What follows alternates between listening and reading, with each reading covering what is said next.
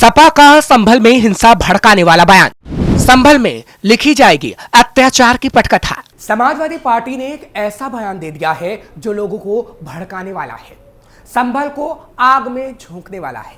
जहां संभल में भड़की हिंसा के बाद हालात को संभालने में योगी लगे हुए हैं, तो वहीं दूसरी तरफ समाजवादी पार्टी गैंग के लोग फिर से हिंसा भड़काना चाहते हैं। नमस्कार, कैपिटल टीवी देख रहे हैं आप, मैं हूं आपके साथ हर्ष भारद्वाज। उत्तर प्रदेश के संभल में 24 नवंबर को शाही जामा मस्जिद सर्वे के दौरान भड़की हिंसा मामले को लेकर समाजवादी पार्टी लगातार हमलावर है। वहीं योगी आदित्यनाथ सरकार की ओर से इस घटना के बाद से संभल में कानून व्यवस्था को बनाए रखने को लेकर कई कदम उठाए गए हैं। पिछले दिनों उपद्रवियों की पहचान के लिए पोस्टर लगाए गए। अब इस मामले में समाजवादी पार्टी के वरिष्ठ नेता और राष्ट्रीय महासचिव शिवपाल सिंह यादव का विवादित बयान आ गया है, जो संभल में एक बार फिर से हिंसा को बढ़ा सकता है। दरअसल शिवपाल सिंह यादव अपने बयान में संभल से अत्याचार की पटकथा लिखे जाने की शुरुआत की बात करते हैं। इस मामले को अब सपा की खौफनाक सोच करार दिया जा रहा है। क्या अखिलेश संभल में भड़काना चाहते हैं हिंसा? संभल हिंसा को लेकर विवादित बयान देकर शिवपाल यादव ने राजनीतिक गलियारों में हलचल पैदा कर दी है। मीडिया से बातचीत के दौरान उन्होंने कहा कि अगर उत्तर प्रदेश में समाजवादी पार्टी की सरकार बनती है तो अत्याचार की पटकथा लिखी जाएगी, इसमें संभल सबसे ऊपर होगा। शिवपाल यादव का यह बयान ऐसे समय पर आया है जब यूपी पुलिस ने हाल ही में संभल हिंसा से जुड़े मामलों में चार्जशीट दाखिल की है। एसआईटी ने 24 नवंबर को हुई हिंसा के 6 मामलों में 4400 से अधिक पन्नों की चार्जशीट गुरुवार को दाखिल की। इसी मामले पर शिवपाल का बयान सामने आया, जिसके बाद कहा जा रहा है कि अखिलेश यादव खास तौर पर संभल में हिंसा भड़काना चाहते हैं और शिवपाल का बयान इसी संदर्भ में आया है। यहां आपको बता दें कि संभल में भड़की हिंसा में 5 लोगों की मौत हो गई थी और करीब 3 दर्जन लोग घायल हो गए थे। भारी संख्या में पुलिस और प्रशासन के अधिकारियों को हिंसा के दौरान चोटें आई थीं।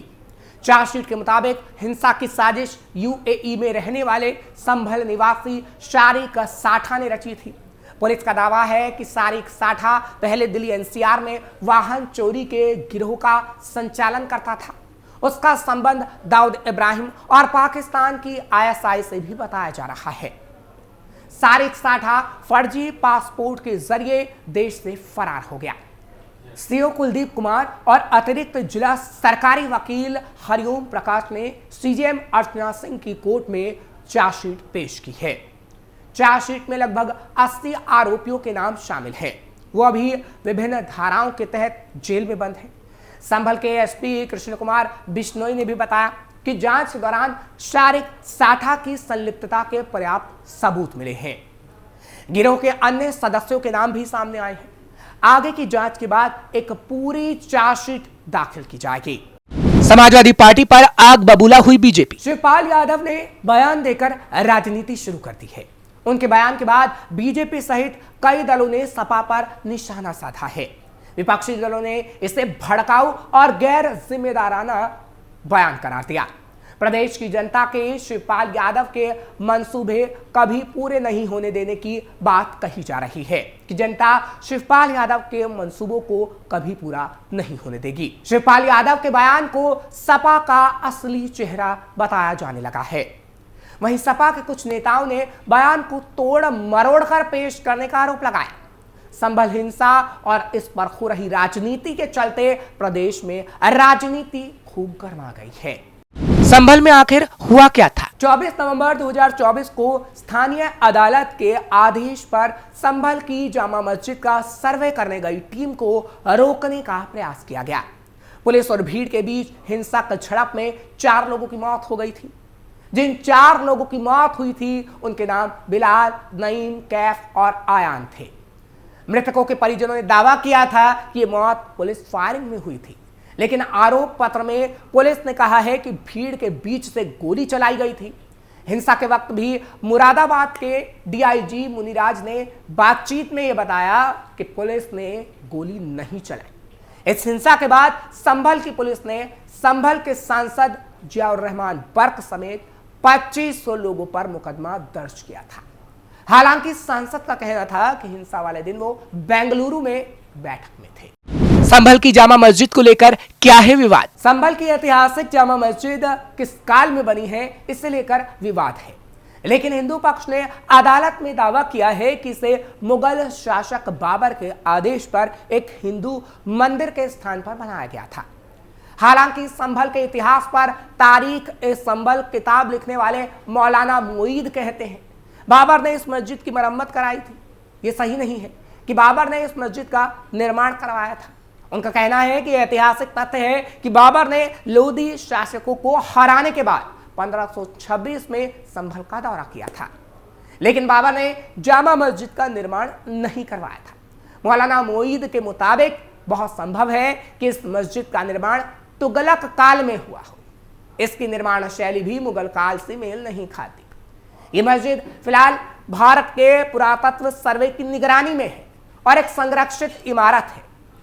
ये पहली बार नहीं है कि इस जामा मस्जिद को लेकर विवाद हुआ हो।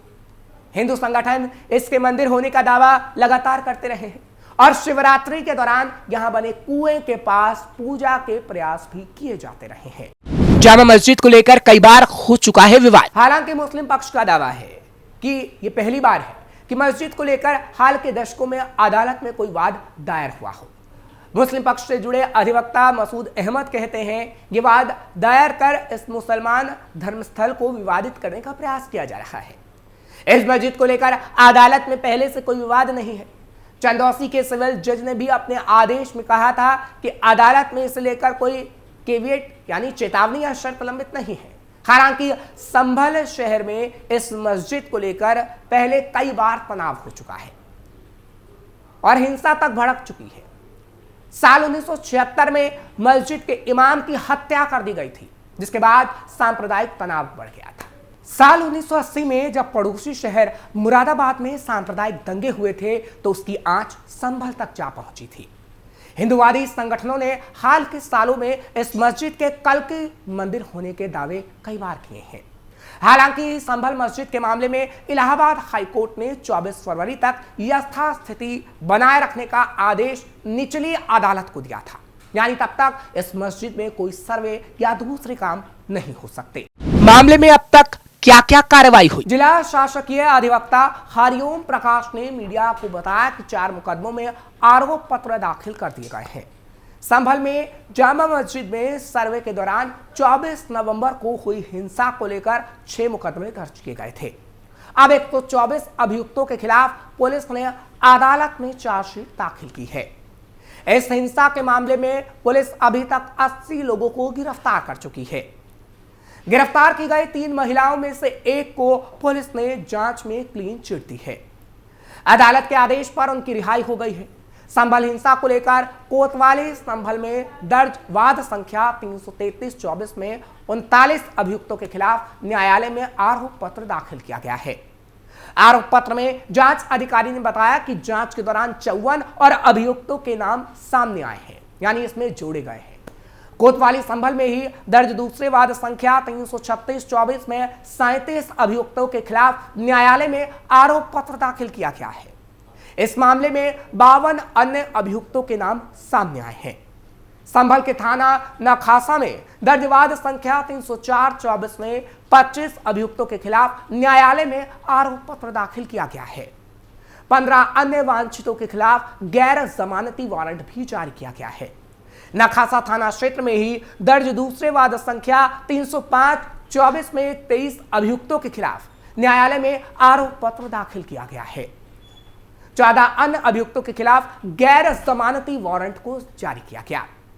शासकीय अधिवक्ता के मुताबिक नखासा थाने के दोनों मुकदमे में चार्जशीट दायर की गई है। वहीं संभल थाने के 4 में से 2 मुकदमों में चार्जशीट प्रेषित की गई है।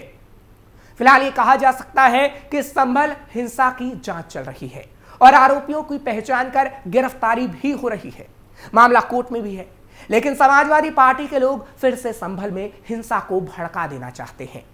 लेकिन अब यूपी की जनता को समझ में आने लगा है कि दंगे भड़काने वाला कौन है और दंगों को खत्म करने वाला आखिर कौन है। फिलहाल आपको ये खबर कैसी लगी कमेंट सेक्शन में जरूर बताएं। खबर को लाइक शेयर करें, कैपिटल टीवी को सब्सक्राइब जरूर करिए।